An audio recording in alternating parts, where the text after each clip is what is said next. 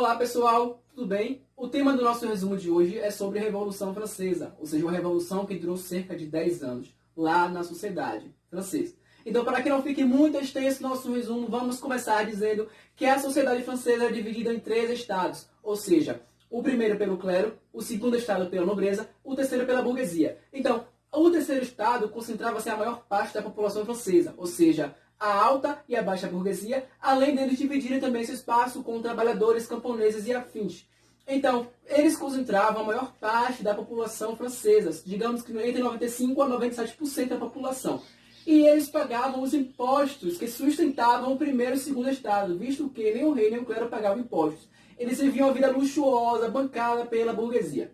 Então, esse sistema político moldado ainda a estamentos feudais, da Idade Moderna, da Idade Média ainda, a burguesia desejou mudar, implementar uma nova regime político. Eles desejavam ter vez na política, ter vez na sociedade, ter vez na economia. Teve também muita influência do iluminismo. O iluminismo influenciou muito essa revolução, né? Essa ponta partida para que mudasse o sistema político, visto que o sistema político na França era composto por uma monarquia absolutista, ou seja, o antigo regime. Somente o rei ditava as regras políticas e comandava todo o sistema da sociedade francesa.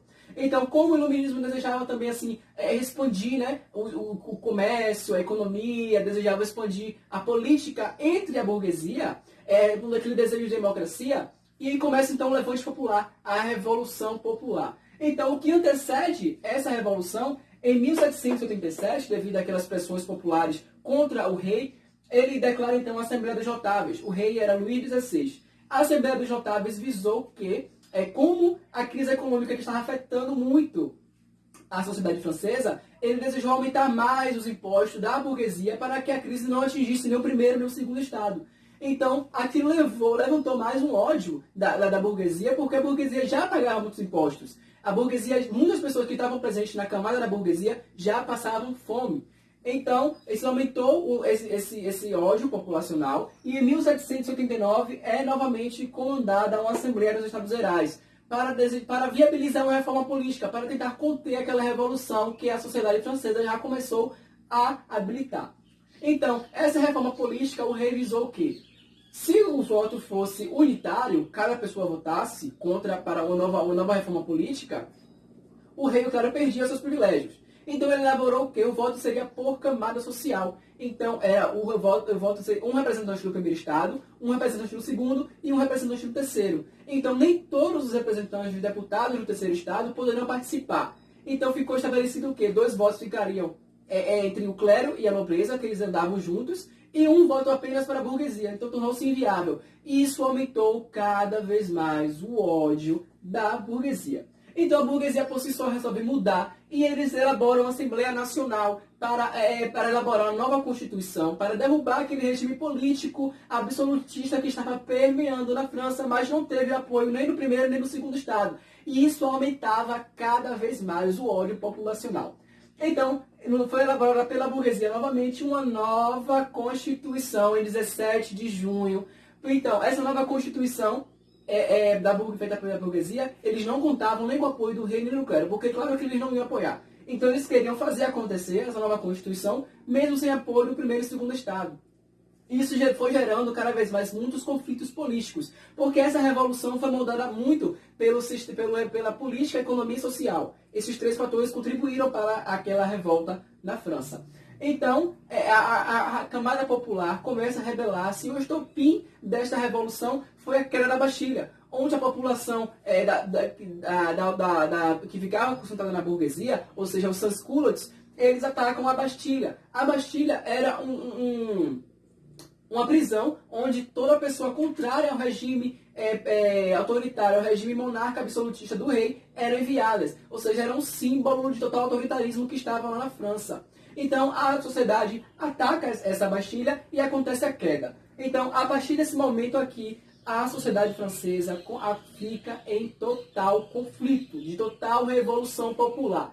Então, esse período ficou marcado como um grande medo. O grande medo foi uma pressão popular, foi a invasão de propriedades, foi a pressão mesmo popular, as revoltas, o quebra-quebra, a destruição total.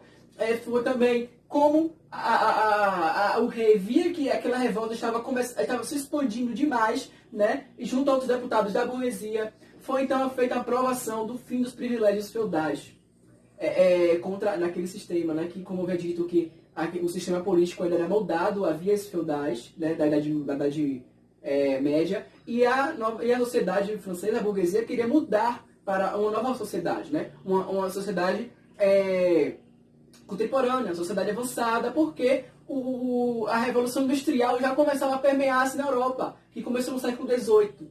Então, com isso, com esse grande medo, eles também, esse grande medo, além da aprovação do fim dos privilégios, também eles diminuem as dívidas do terceiro Estado com o primeiro e o segundo, e também aprovam a Assembleia dos Direitos do Homem e do Cidadão, favorecendo cada vez mais o terceiro Estado. Então aí já começa a dizer que aquela revolução começou a ter resultado. Então, com isso, colocando a pressão populacional da França, em 1791, o rei Luís XVI foge. Mas ele se alia a 2 países europeus. Por quê?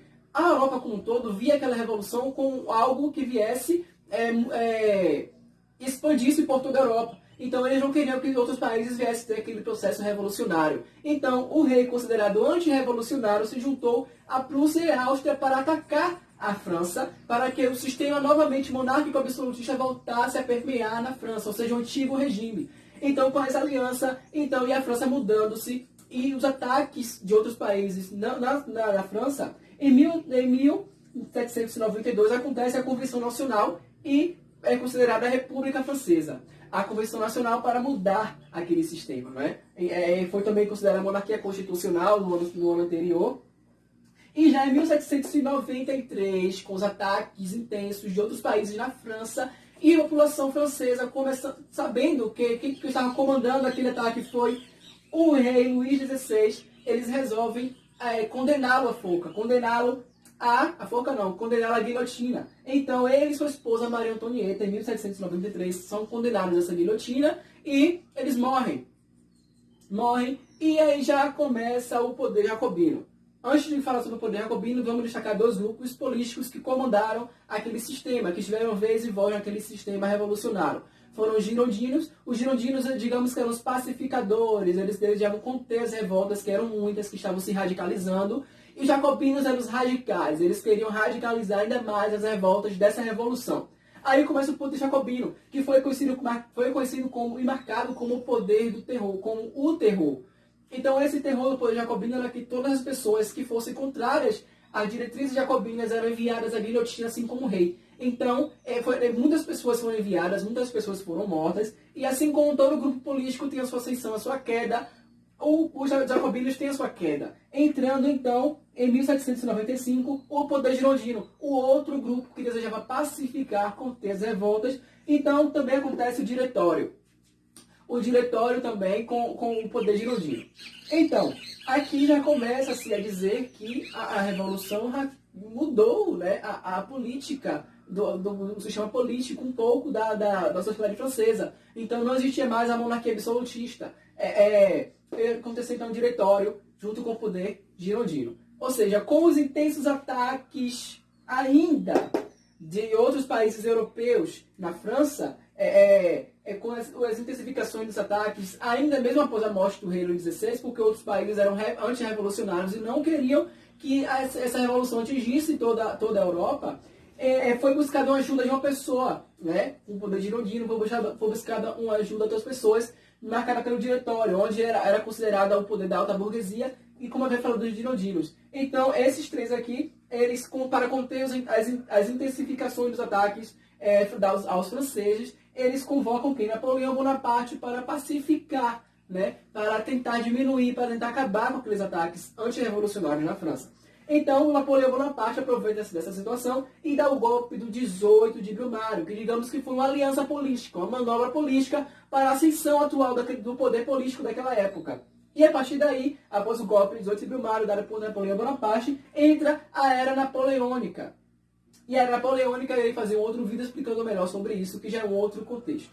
Então, esse foi todo o sistema da Revolução Francesa, a revolução que mudou a história da França, inclusive da Europa, tá? É muito presente também em vestibulares, em Enem e afins. E esse foi o nosso resumo de hoje. Obrigado por ter assistido até aqui. Até a próxima. Tchau.